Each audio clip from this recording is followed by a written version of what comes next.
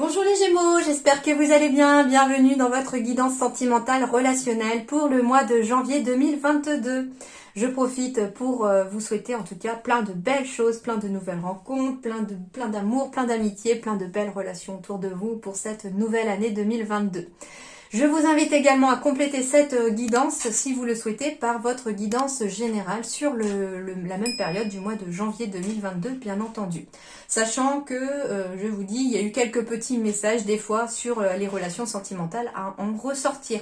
Voilà, on y va sans plus tarder pour vous les Gémeaux. Quels sont vos messages sur le plan relationnel et sentimental ?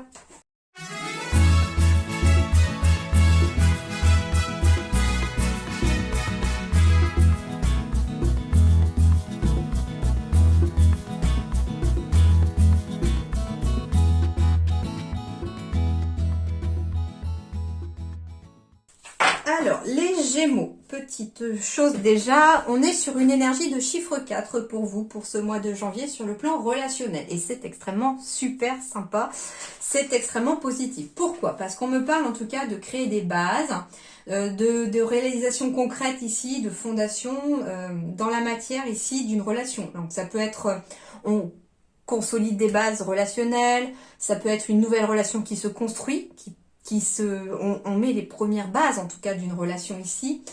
Ça peut être enfin la réalisation concrète dans la matière d'une nouvelle relation. D'accord?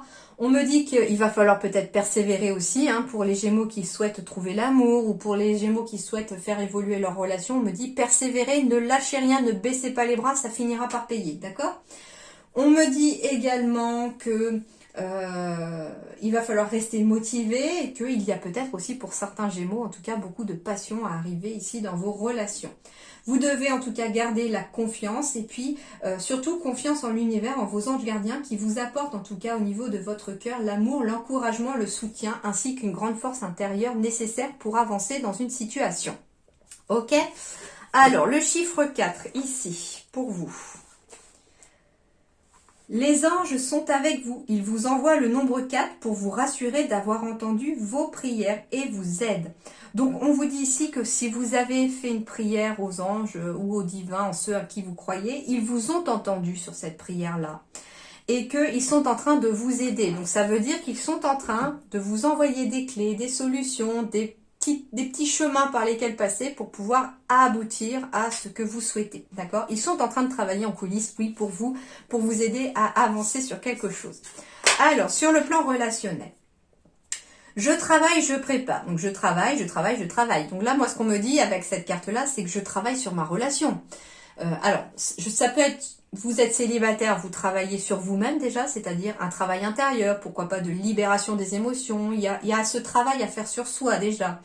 Si vous êtes en couple aussi, on travaille, il semblerait, sur le côté aussi de sa relation. C'est en fait la relation, quelle qu'elle soit d'ailleurs, amicale, amoureuse, etc. Alors, j'ai 14h44 sur la pendule, donc le message est pour vous au niveau de cette heure triple. 7 heures triplées, donc je vous invite à aller voir si vous souhaitez, mais en tout cas sur le plan relationnel, 14h44 c'est pas mal. Et j'ai 3 fois le 4, allez on va aller voir le 444. Bon, je m'éparpille, je suis désolée, mais du coup je vais voir le 444 et puis je vous dis après. Non, je vous dis d'abord. C'est-à-dire que je travaille, en fait les relations quelles qu'elles soient, elles sont un petit peu, c'est comme une plante, c'est comme une fleur. Si vous oubliez de l'arroser, si vous oubliez de l'entretenir, cette relation, elle fane, d'accord? C'est comme la plante. Et du coup, c'est pour ça qu'on vous dit je travaille, c'est-à-dire je travaille à mes relations autour aussi pour pouvoir épanouir les relations. C'est-à-dire que, je sais pas moi, ça veut dire que si vous appelez qu'une fois de temps en temps vos parents, par exemple, c'est un exemple, voilà, ça peut être une distance qui se crée, surtout si vous habitez pas l'un à côté de l'autre, ça peut être aussi une sorte de fossé virtuel qui se crée parce que la vie fait qu'on prend jamais le temps, d'accord? Or, si on prend le temps aussi de travailler sur ces relations et de prendre le temps aussi de rester en contact avec les gens qui nous entourent, eh bien, ce sont des relations qui s'épanouissent et qui vous épanouissent par la même occasion, d'accord? D'accord, ok. Alors le 444, je vous disais que je vais aller le voir. Les anges sont présents, ils sont partout autour de vous. Vous êtes complètement aimés, soutenus et guidés par de nombreux êtres célestes et vous n'avez rien à craindre. Waouh, magnifique message.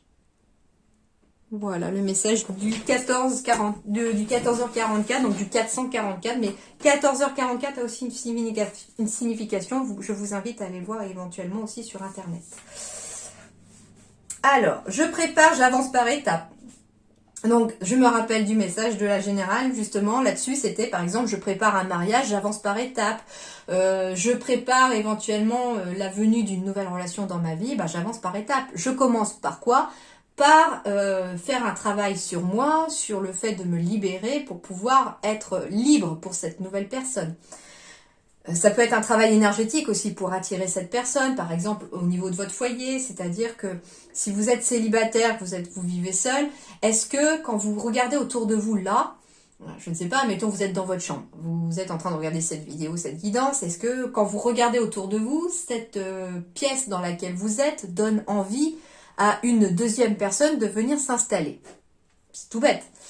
Mais on me parle en fait du côté énergétique. Alors ça joue aussi dans le Feng Shui, bien sûr, parce que ce sont aussi les énergies du Feng Shui. Pour m'y intéresser aussi assez facilement, je trouve ça très passionnant. Et en fait, on vous dit que la loi de l'attraction, certes, elle joue dans le fait de rester positif, de faire comme si cette personne était dans votre vie, etc. Mais est-ce que les énergies que vous mettez en place autour de façon concrète sont là aussi pour attirer une personne? Ça veut dire que si par exemple la pièce dans laquelle vous êtes actuellement n'est pas faite pour deux personnes, dans le sens, je sais pas, par exemple, si vous êtes dans votre chambre, est-ce que, si vous êtes un homme par exemple, est-ce que il y aurait une touche de féminine, une touche un peu une touche de créativité? Voilà, c'est pas forcément une touche de féminine, parce que vous pourriez être très bien un homme et rêver aussi d'une âme sœur masculine, bien entendu, hein, et de femmes pareil. Donc du coup, en fait, ce qu'on me dit, c'est qu'il faut, dans chaque homme, dans chaque être masculin, il y a un peu de féminin, et dans chaque femme, il y a un peu de masculin, c'est ça.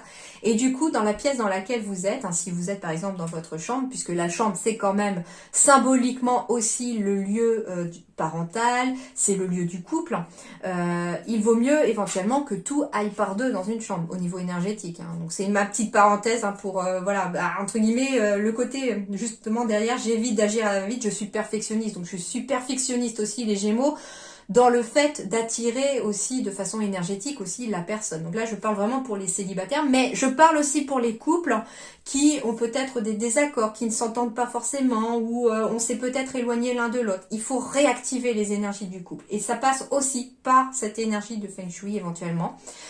C'est-à-dire que dans une chambre de couple, tout doit aller par deux, c'est-à-dire deux lampes identiques, deux coussins identiques, voilà.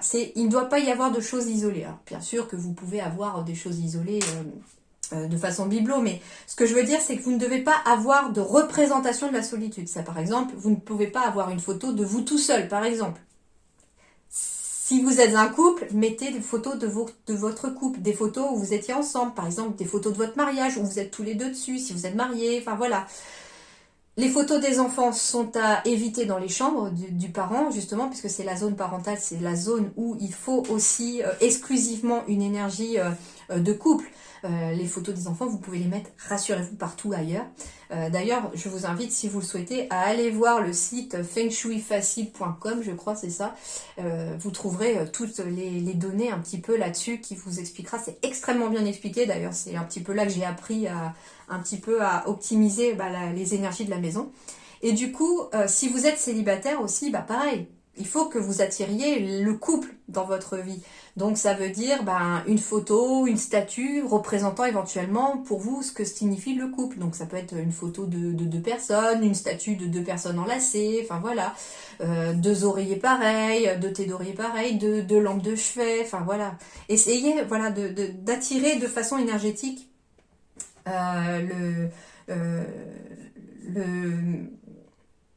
la personne dans votre vie. D'où le fait que j'avance par étapes, c'est-à-dire que voilà, si vous êtes célibataire, commencez par travailler sur ces énergies-là à attirer l'autre et à tout faire pour mettre en place une énergie positive de deux, entre guillemets, ou de duo, enfin de couple, pour pouvoir attirer à vous votre âme sœur. D'accord? Ça peut aider. J'évite d'agir à la va-vite, je suis perfectionniste. Voilà. Je définis mes priorités, donc bien sûr, il y a des choses plus urgentes. Alors ça peut être aussi, hein, si vous préparez un mariage, comme je vous disais dans la générale, je définis mes priorités, je vais du plus urgent vers le moins urgent. Si vous êtes célibataire et que vous souhaitez rencontrer quelqu'un aussi, c'est je définis mes priorités. Par exemple, je sais pas, est-ce que vous êtes peut-être en changement d'emploi?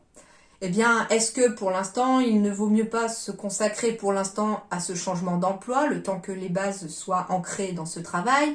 Je vous demande pas d'être tout le temps la tête dans le boulot, bien sûr. Vous risquez de passer d'ailleurs à côté de votre vie sentimentale. Mais vous consacrez voilà, aux choses prioritaires. Et la chose la plus prioritaire, entre guillemets, au départ, c'est vous-même. C'est-à-dire que si vous avez ce besoin d'être vous-même dans une énergie de j'ai besoin de recul, d'un temps pour moi, pour pouvoir éventuellement penser mes blessures, pour pouvoir me retrouver, eh ben faites-le, ça c'est important, c'est une priorité. Je structure mes actions, je suis patient et j'évite de m'emballer.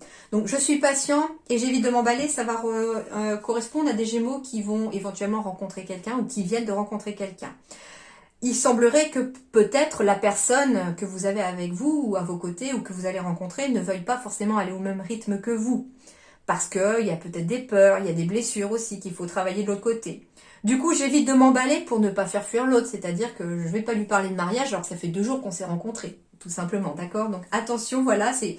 Et au contraire, on vous dit je suis patient, c'est-à-dire que vous allez devoir mettre toute la patience de votre côté, lui donner le temps de se reconstruire, d'avoir confiance, de construire la relation et laisser le temps à votre relation aussi d'évoluer et de s'ancrer dans la matière, d'accord?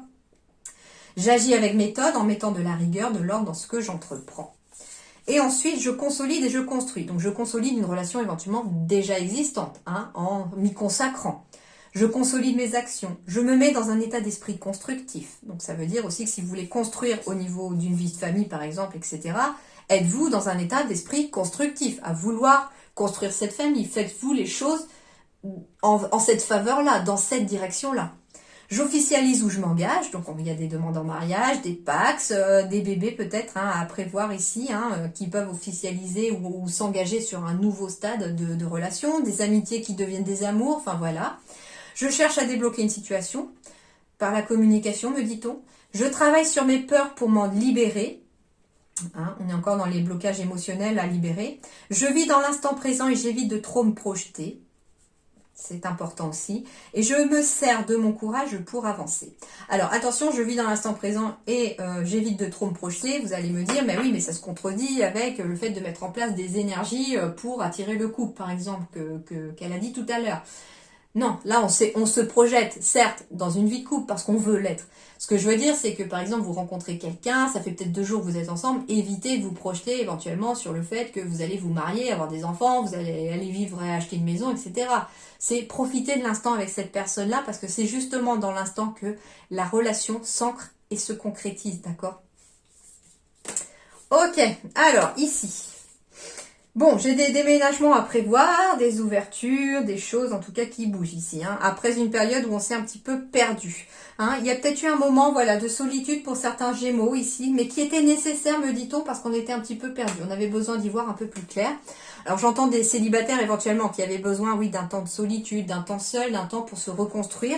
Et du coup, on me dit qu'après ce temps où vous avez été un petit peu perdu et où, après ce temps de solitude nécessaire pour sortir d'une période un petit peu confuse, on vous dit qu'il y a des nouveaux couples qui arrivent, des coups de foudre, j'ai des nouvelles relations avec le chiffre 1 qui arrive à vous, et en tout cas, c'est quelque chose qui va vous rallumer votre flamme intérieure, qui va vous raviver, qui va raviver cette envie d'aimer et d'être aimé, et c'est quelque chose, en effet, quand je vous disais qui s'ancre dans la matière, mais de façon progressive, c'est bien cette représentation de l'arbre. J'ai des relations durables et longues sur le long terme qui arrivent à vous, que ce soit, alors, soit pour les célibataires, j'ai bien des rencontres, mais ça peut être aussi des personnes qui sont en couple et qui ont eu besoin peut-être d'un petit temps de recul ou d'un petit temps de pause ou d'un petit temps juste de réflexion sans être forcément séparés pour y voir un peu plus clair et retrouver un petit peu cette flamme du premier jour pour raviver la flamme ici. Il y a des couples qui ravivent la flamme et il y a des célibataires qui rencontrent au contraire leur flamme. Leur âme sœur en tout cas. Et c'est des choses qui vont s'ancrer, qui vont croître de façon solide et durable, mais de façon très longue, d'accord? Et puis derrière, j'ai des promesses de mariage, de pax, d'union ici qui amènent beaucoup d'harmonie. Alors, on me dit que les choses bougent à partir de maintenant. Donc, ça peut être aussi de façon de déménager, emménager ensemble. J'ai des vies de couple ici qui arrivent. Hein. Ouais, on me parle que certains pourraient peut-être avoir envie d'emménager ensemble ou de déménager ensemble pour pouvoir stabiliser une relation qui paraît un petit peu froide au premier abord. Ça ne correspondra pas à tout le monde, je le sais bien. On me parle ici d'un homme ou d'une femme aux cheveux clairs, d'une blessure de trahison qu'il faut peut-être réparer, mais on vous dit ici que vous avez le contrôle sur la façon dont vous pouvez réagir à cette blessure et désormais dans l'avenir, mais que par contre vous n'avez pas de contrôle sur le fait qu'elle a eu lieu, d'accord? Les choses sont, on ne peut pas changer le passé, mais par contre on peut choisir la façon dont on va décider pour le moment présent ainsi que pour l'avenir. Et c'est très important. On vous dit en tout cas que vos doutes et vos peurs ne sont pas fondés et qu'il faut peut-être arrêter de fuir quelque chose, les amis. Alors, voyons voir. J'ai des difficultés, des épreuves ici, mais qui ont été surmontées. Parce que ici, j'ai une nouvelle rencontre, une nouvelle personne qui arrive dans votre vie. Waouh! Alors, plusieurs choses. On me dit ici, alors ça peut être votre maman hein, ou votre papa, entre guillemets, un parent en tout cas autour de vous qui peut rencontrer quelqu'un de nouveau dans sa vie après avoir suffisamment eu d'épreuves ou de difficultés dans sa vie, hein, bien entendu. Ça peut être aussi vous, après les difficultés, qui allez présenter une nouvelle personne à vos parents. Hein, donc on officialise, on passe à un nouveau stade. Hein, c'est important la présentation aux parents, ça amène quelque chose de plus concret. Ou alors ça peut être une personne aussi qui va vous présenter ses parents aussi, d'accord? Si vous avez rencontré quelqu'un récemment. On me dit qu'après les difficultés et les épreuves, j'ai une nouvelle personne qui arrive dans votre vie, dans le sens où là j'ai la carte de la parentalité aussi. Donc on peut me parler aussi encore, comme dans votre général, d'un moment difficile qui a eu lieu sur le fait de devenir parent. Et on vous dit qu'il est fort possible qu'en ce mois de janvier, ou en tout cas là, dès le mois de décembre, que des énergies de parentalité puissent se mettre en place pour faire entrer une nouvelle petite personne dans votre vie. En tout cas, on me parle d'un renouveau, d'une transformation, d'un changement qui va radicalement vous donner des ailes ici. On vous parle ici de meilleure amie, de confidente, de sœur ici. Et d'une âme sœur. Ok. Donc on parle en fait de votre moitié hein, qui est bien une âme sœur ici. Ce que j'entends c'est que on me dit aussi que la personne que vous allez rencontrer, non seulement elle pourrait, alors oui, être amicale. Pour certains, si vous cherchez que de l'amitié, en effet, on pourrait rencontrer son âme sœur amicale, bien entendu. Et pour d'autres, on me parle en tout cas d'une âme sœur qui sera aussi votre confident ou votre confidente et à la fois aussi votre meilleur ami ou ami. C'est une personne qui peut être aussi votre amant ou votre amante. Enfin voilà, c'est vraiment le packaging. Hein, c'est-à-dire que elle va être un petit peu tout pour vous. Hein, c'est-à-dire la personne à qui vous pouvez vous confier, que ça aille bien ou que ça aille pas bien, une personne sur qui vous pouvez compter. C'est une personne aussi qui va être là pour vous. En tout cas, c'est vraiment quelque chose de... C'est une très belle relation qui arrive à vous ou avec qui vous êtes aussi, hein, pour certains. Hein. Nouvelle amitié, oui, comme je vous disais, hein, après des épreuves, il y a une nouvelle amitié. Alors, il se peut aussi hein, que ce soit le fait d'être parent qui vous fasse vous rencontrer. Je ne sais pas, ça peut être une nouvelle amitié à la sortie de l'école, par exemple. Hein, vos enfants, peut-être, sont dans la même classe, etc.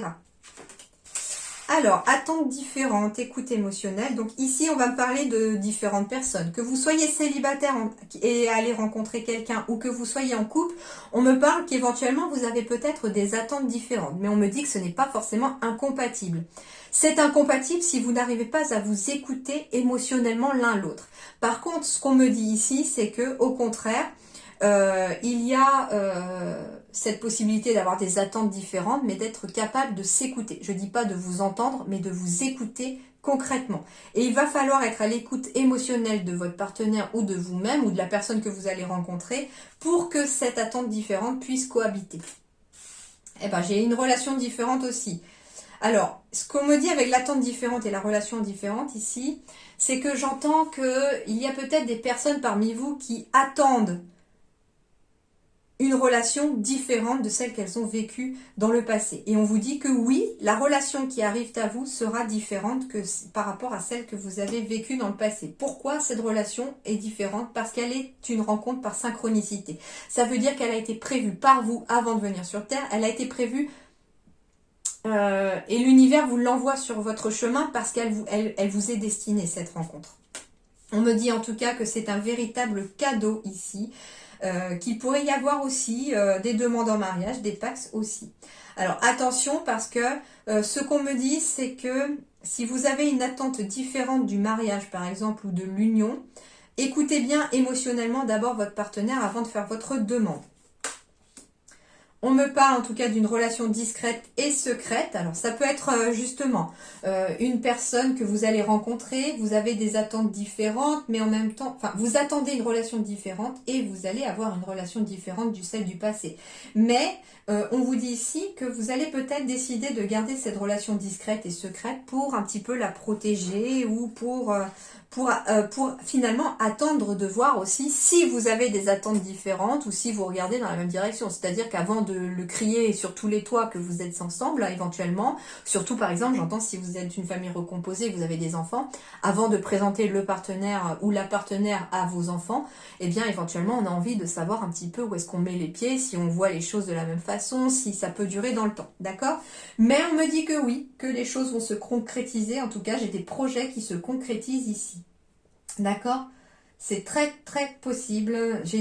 En fait, j'ai une maison qui apparaît aussi, donc on peut être encore dans des concrétisations de déménagement, de vivre ensemble, de construction. C'est vraiment très possible.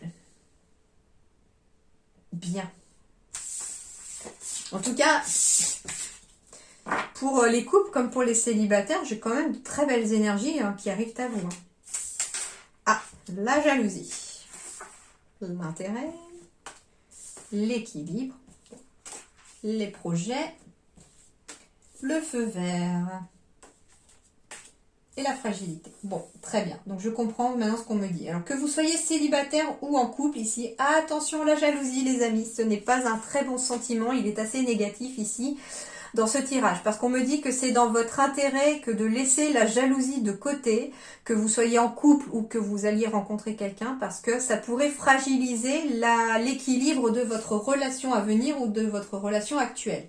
On me dit en tout cas ici que, en effet, j'ai des projets qui vont se concrétiser. J'ai la permission, hein, j'ai l'univers qui vous met le feu vert ici pour votre relation. J'ai beaucoup d'équilibre qui arrive ici. Hein. Et la concrétisation de projet, oui, c'est des vies de famille, c'est des emménagements ensemble, c'est vivre ensemble, etc. Mais quelque chose de très positif. Par contre, ce qu'on vous dit, c'est que la jalousie, si vous la laissez un petit peu prendre le dessus ici, ça va fragiliser l'équilibre de cette relation et que ça pourrait peut-être foutre tout par terre. Hein. Ça, c'était le conseil des guides. La jalousie, elle est aussi créée par le mental, je pense ici, par la peur de perdre l'autre, par la peur éventuellement de vivre la même relation. Mais ce qu'on vous dit tout à l'heure, c'est que la relation que vous allez vivre ou dans laquelle vous êtes, elle est différente de celle que vous avez vécue avant. Alors, gardez l'esprit ouvert. Votre âme sœur peut différer du type de personne que vous espérez rencontrer. Donc, si vous êtes célibataire, que vous souhaitez rencontrer quelqu'un, eh bien, il se pourrait que votre âme sœur, elle soit différente de ce que vous pensiez. Alors, j'entends pas forcément que sur le plan amoureux, vous avez peut-être aussi envie de vous faire des amis, et il se peut que finalement, la personne qui sera réellement votre ami, I ou IE, peut être une personne à laquelle vous n'auriez même pas pensé. D'accord? C'est tout à fait possible. Et garder l'esprit ouvert me rappelle la carte de votre général avec le masque sur le fait que des solutions allaient être apportées dans votre vie à partir du moment où on arrivait à regarder autour, c'est-à-dire à garder l'esprit ouvert, tout simplement. Romance, la flèche de Cupidon vise ton cœur. Bon, alors oui, j'ai des coups de foudre ici à arriver pour les célibataires. J'ai Cupidon qui va frapper un grand coup pour ce mois de janvier chez vous. Hein. Et pour certains couples aussi, hein, on pourrait aussi... j'entends ici que si vraiment la flamme s'est éteinte dans votre couple actuel, il se peut qu'on puisse rencontrer quelqu'un et que Cupidon puisse en tout cas vous apporter une nouvelle relation sentimentale. Ce que j'entends aussi, c'est qu'avec la flèche de Cupidon qui frappe votre cœur, j'entends aussi que même pour les couples qui vont bien, cette flèche pourrait être décochée, entre guillemets, dans votre cœur, dans le sens où il pourrait y avoir un nouveau petit être à aimer pour certains d'entre vous. Guérison. Waouh, magnifique. Imagine ton couple entouré de lumière, ressens que votre relation est en train de guérir à ce moment-là. Alors, que vous soyez dans votre couple actuel, c'est très concret, là il suffit de vous imaginer entouré de lumière et que cette lumière guérit votre couple. Moi ce que je vous invite aussi c'est d'imaginer une lumière verte parce que c'est la lumière de la guérison, hein. Elle est liée à l'archange Raphaël et du coup elle aide à guérir ici les blessures et à guérir éventuellement tout ce qu'il y a à guérir. Mais ce qu'on me dit aussi c'est que vous pouvez imaginer votre futur couple, le couple que vous avez envie de former, être dans cette lumière de guérison parce que ça peut être deux personnes qui ont envie d'être ensemble mais qui ont tellement été blessées par des relations passées qui finalement ont peur l'une de l'autre d'être l'un avec l'autre. Et au final, eh bien, cette énergie et cette lumière de guérison va amener un apaisement à chacun d'entre vous pour aider ce couple à se former, d'accord ? Alors, la manipulation. Je persévère à vouloir changer l'autre, mais ça ne marche pas. Alors ici, pour les Gémeaux, il va y avoir un obstacle à affronter, en tout cas pour ce mois de janvier, c'est la manipulation, entre guillemets. C'est-à-dire que déjà, on va vous demander de persévérer dans des relations. Ça, c'est le premier message, hein. L'obstacle, c'est de ne pas baisser les bras pour des relations, mais qui sont positives. Le deuxième obstacle, mais un peu moins positif, c'est-à-dire que vous persévérez peut-être pour certains à vouloir changer l'autre comme vous avez envie qu'il soit ou qu'elle soit. Or, on vous dit que ça n'est pas forcément possible. Mais ça peut être aussi l'autre qui essaye de vous changer vous pour que vous soyez comme il ou elle a envie que vous soyez. Or, les relations, elles ne marchent pas comme ça. On ne peut pas changer l'autre et il ne peut pas ou elle ne peut pas non plus vous changer vous. C'est une relation qui est vouée à l'échec parce que ça veut dire que vous ou l'autre, vous n'aimez pas la personne pour ce qu'elle est, mais pour ce que vous voulez qu'elle soit en fait. C'est simple. Et en fait, les meilleures relations, celles qui sont basées sur des bases solides, c'est pour ça que le chiffre 4 apparaît aussi, c'est-à-dire que il va falloir travailler sur le fait que il faut accepter l'autre tel qu'il est ou telle qu'elle est. L'autre personne a ses propres défauts, a ses qualités, etc. Et il faut aimer cette personne comme elle est. Et l'autre doit aussi vous aimer comme vous êtes et ne pas forcément vous changer et vous modeler à son image. C'est pas ça aimer une personne. Au contraire, on n'est pas soi en fait. C'est ça aussi, c'est cet obstacle-là pour certains Gémeaux qu'il va falloir affronter. C'est le fait d'être soi-même, que vous soyez vous-même par rapport à l'autre ou que l'autre reste soi-même par rapport à vous. D'accord ? C'est important. On me parle de ressenti ici. Ce que vous ressentez profondément et imaginez clairement a tendance à prendre racine en vous. Donc ça veut dire que... alors, comment je vais vous expliquer ça ? C'est assez explicite quand même, mais... Ça veut dire que si vous imaginez, admettons, vous imaginez le pire pour une situation à venir, je ne sais pas. Le pire pour une situation à venir. Eh bien, dites-vous que cette situation à venir, si vous êtes en train de l'imaginer en arrivant le pire, elle risque de prendre racine en vous et de se concrétiser dans la matière, puisqu'en plus, on est sur une énergie de 4 qui se concrétise dans la matière pour vous. Donc, attention les Gémeaux à cette énergie-là pour ce mois de janvier. Au contraire, imaginez toujours le meilleur et toujours la meilleure issue possible pour une situation ici donnée pour ce mois de janvier, parce qu'elle prendra racine en vous justement, parce que vous allez l'imaginer et qu'elle pourra se concrétiser dans la matière. Donc faites en sorte que ce que vous imaginez soit très positif et très lumineux. Et pour terminer ici... Waouh, dis donc, j'ai la même carte de la mort ici pour vous, pour terminer, ainsi que le taux vibratoire cette fois-ci. Alors ici, je vous rassure, la mort peut aussi être une carte très positive, parce qu'on me parle d'une fin de cycle. Ça peut être la fin des galères pour un couple. Ça peut être la fin d'une relation qui a été passée, bien sûr, mais qui est déjà passée, qui est déjà terminée. Et qu'on laisse derrière soi, on accepte ici. Hein. C'est une fin de cycle, ça veut dire qu'on est dans l'acceptation aussi. On termine ce cycle-là. Et le fait d'accepter que des choses se terminent, d'accepter cette fin de cycle, d'accepter tout simplement, mais vous n'allez pas me contredire là-dessus sur le fait que les galères se terminent, au contraire, on a plus qu'envie que ça se termine, eh bien ça va vous aider aussi à monter votre taux vibratoire.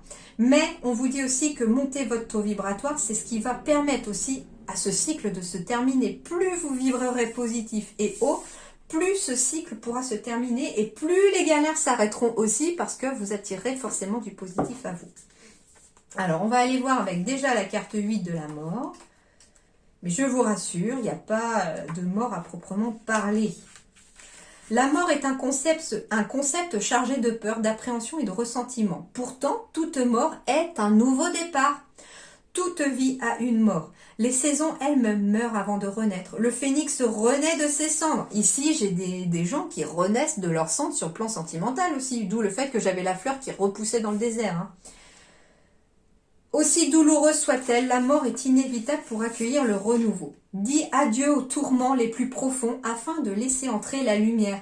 Laisse partir ce qui est mort pour recommencer sur de nouvelles bases. Tout simplement, c'est positif au final.